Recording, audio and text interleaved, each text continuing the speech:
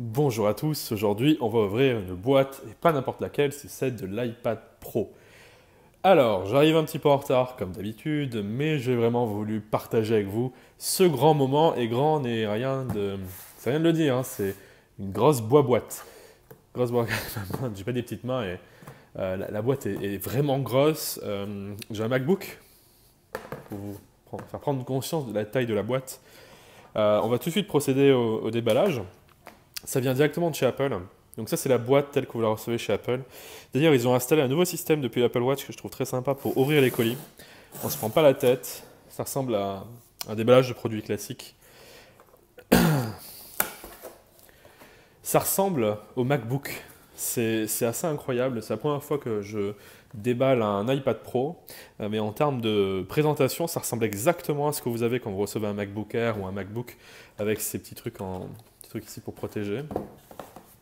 On retire, mais c'est dingue, c'est exactement la même sensation. Ça bloque un peu. Ok. Vu de comme ça, on se dirait, ouais, cool, c'est la boîte d'un MacBook. Mais non, c'est la boîte d'un iPad Pro. D'ailleurs, comparé au MacBook, la boîte est plus grosse que le MacBook. Je pense que même la boîte est plus grosse que... de toute façon, l'iPad Pro est plus gros que le MacBook en lui-même. La boîte ressemble comme une boîte d'iPad. Hein. C'est iPad Pro sur le côté, rien au-dessus. À l'arrière, j'aime bien une nouvelle présentation, avec le nombre de gigas ici, le modèle, numéro de série, etc. On va ouvrir tout ça. Bon, ça c'est classique, hein, c'est un emballage Apple. On enlève le plastique et on déballe. Waouh. Je l'avais déjà vu en vrai, donc j'ai pas eu le même effet waouh que la première fois. C'est super grand, c'est vraiment super grand. Je vais reprendre mon MacBook. C'est plus grand que le MacBook, c'est vraiment hyper grand. Hyper grand. J'aime beaucoup le nouveau film qu'ils mettent dessus, tout doux, vraiment pas mal. C'est pas hyper lourd, ça pèse son poids, mais c'est gigantesque. C'est vraiment gigantesque. À l'intérieur de la boîte, vous avez bien sûr ici un petit manuel où vous avez des petits post-it, des petits stickers. Génial. Ici, vous avez la prise secteur qui est, dans mes souvenirs, de 12 watts pour ce modèle-là, contrairement au 10 de l'iPad Air. Et ensuite, vous avez le câble Lightning de 2 mètres. C'est tout.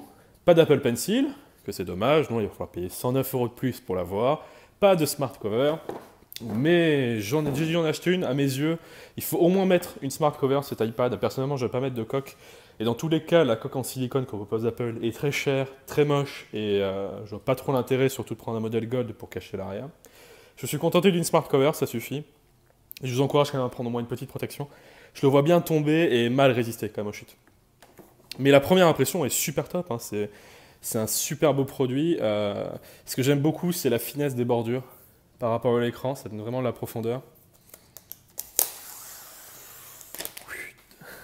C'est toujours une sensation de déballer un produit Apple.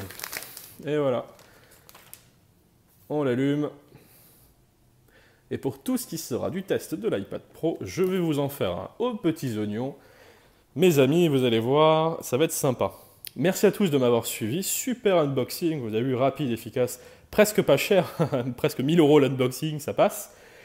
Je vous donne rendez-vous sur ma chaîne pour voir d'autres vidéos d'unboxing. Vous avez aussi des vidéos de tests d'iPad, d'iPhone, de Mac, en veux-tu, en voilà. Rendez-vous sur ma chaîne, mettez un petit pouce vert si vous avez apprécié. Si vous avez des commentaires à faire, n'hésitez pas à réagir, je réponds à quasiment tous les commentaires.